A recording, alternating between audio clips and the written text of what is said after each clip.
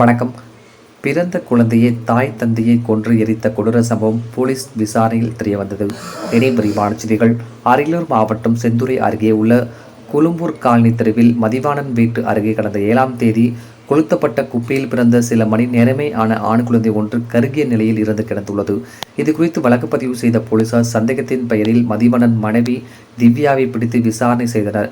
அப்பொழுது தனக்கு குழந்தை இறந்து பிறந்ததால் உறவினர் ஒருவர் குப்பையை கொளுத்தி கொண்டு இருந்தார். அப்பொழுது யாருக்கும் தெரியாமல் தனக்கு பிறந்த குழந்தையை எரிந்த நெருப்பில் வீசிவிட்டு சென்றதாக கூறியுள்ளார்.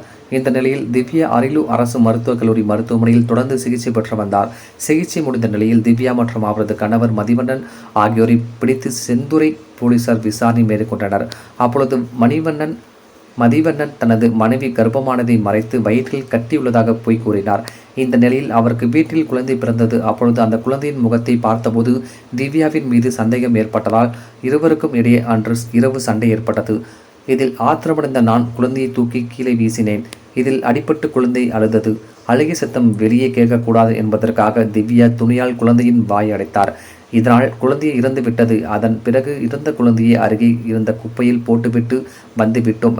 ஆனால் அந்த குழந்தையை பாதி மட்டுமே இறந்த நிலையில் காலை ஊர் மக்கள் பார்த்து போலீஸுக்கு தகவல் சொல்லிவிட்டனர் என போலீசார் விசாரணையில் இந்த கொடூர கொலை அம்பலம் ஆனது. அதனைத் தொடர்ந்து போலீசார் வழக்கை கொலை வழக்காக மாற்றம் செய்து 2 பேரையும் கைது செய்தனர். டிஎன் செய்திகளுக்காக அரியலூர் மாவட்ட செய்தியில் SP ரவிச்சந்திரன்.